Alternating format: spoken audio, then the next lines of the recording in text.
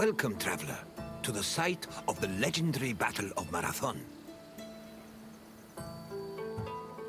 It's truly incredible that such a small place would have such tremendous significance.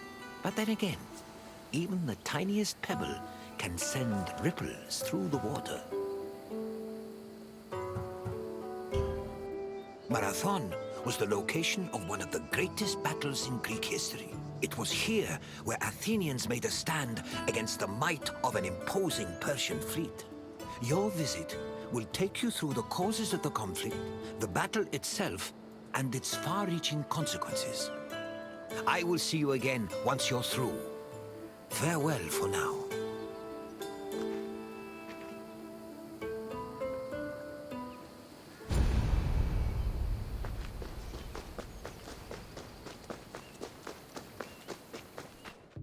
In 490 BCE, 600 Persian triremes landed on a beach 35 kilometers north of Athens.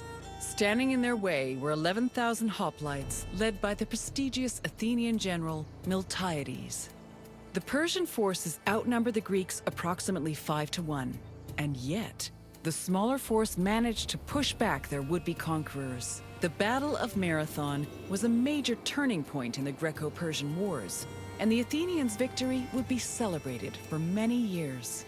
The modern-day distance-running event is named a marathon in memory of a soldier from the battle who ran back to Athens to announce their victory, though whether this is real or legend is uncertain.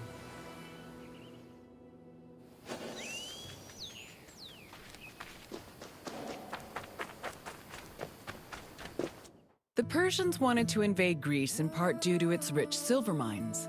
In 545 BCE, they came closer to this goal after their victory over Croesus, the king of Lydia. The victory forced some Greek populations in Asia Minor to surrender and gave the Persians a solid foothold to carry out a large-scale invasion. In 494 BCE, the city of Miletus revolted against its Persian rulers. They were aided by Athens and the nearby city of Eretria, and even burned down an important Persian temple. The Persian king Darius was enraged by their sacrilege, and in 491 BCE, sent messengers to the Greek cities demanding their submission. Athens and Sparta killed the Persian messengers, goading Darius to invade. The Persians began their attacks, first capturing the city of Naxos and enslaving its inhabitants, then taking the city of Eretria. Filled with confidence from their string of victories, the Persians set their sights on Athens.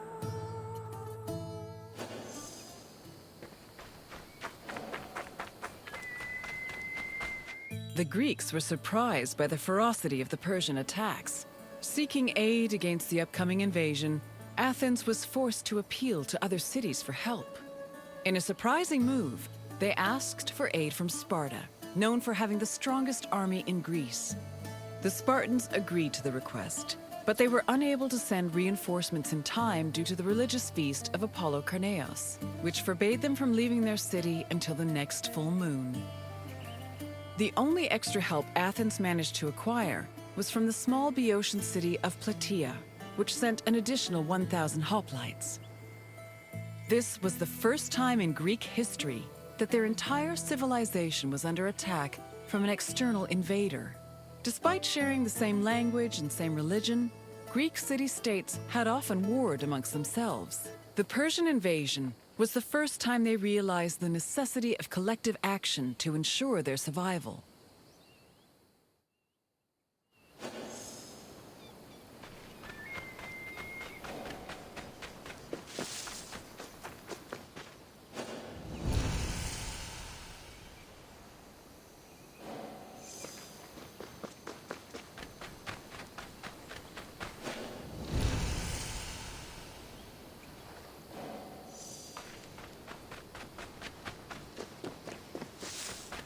The Persian fleet originally planned to land at the port of Phaleron. However, the exiled Athenian tyrant Hippias, who sided with the Persians, advised them to land at Marathon instead, where it would be easier to deploy cavalry. The Athenians were unaware of the Persian battle plans and left Marathon undefended. This allowed the Persians to quietly set up camp on the beach while Athens scrambled to mount a defense.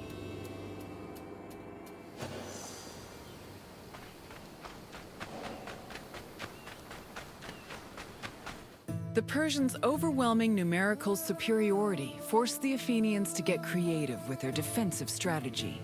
The city sent 10,000 hoplites, along with the extra 1,000 Plataean reinforcements, to a hill located above the Persian encampment. Once in position, Athenians had to decide whether to wait for the Persians to attack or to strike them first. Athens' strategists believed the former option was better, but the general Miltiades believed a first strike was more advantageous, as the Persians had their backs to the sea. In the end, Miltiades' opinion prevailed, and the Greeks made their move.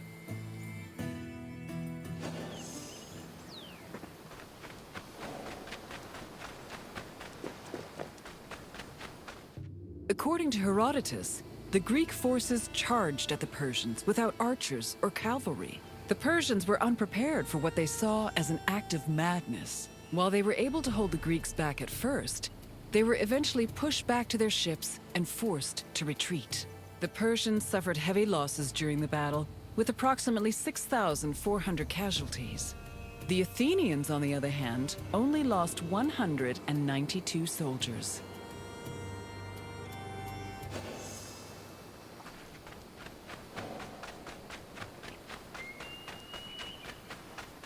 The victory at Marathon was considered miraculous.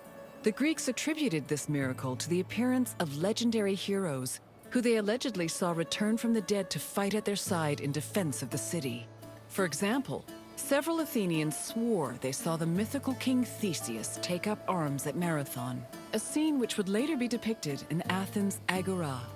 Similarly, some hoplites attested that Heracles appeared at Marathon, clad in his lion's skin and wielding a club.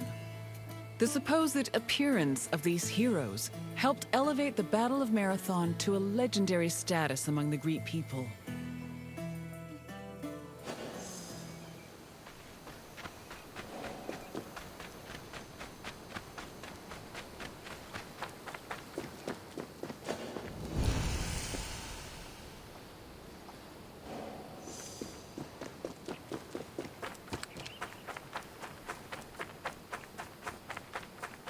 After the Persians fled Marathon, they tried to invade Athens by way of the Bay of Phaleron. However, this gave the Athenians time to return to their city and mount a proper defense. Fearing further losses, the admiral of the Persian fleet called off their attack, and the Persians returned to their empire.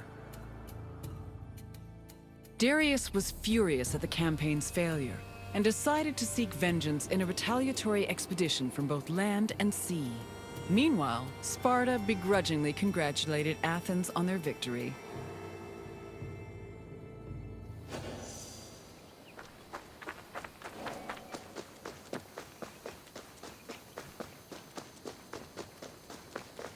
The victory at Marathon marked the beginning of a new era for Athens. According to Herodotus, Athens' success at pushing back the Persians ranked them first in the ongoing competition between the Greek city-states. The Athenians immortalized their prestige by erecting monuments in both their own city and in Delphi. The Battle of Marathon was also perceived as a blow against tyranny. Tyranny went from being perceived as a simple flaw in authoritarian excess to major treason against the homeland, a sin that rulers would take great pains to avoid being accused of. This helped consolidate the institution of democracy for the next 2 centuries.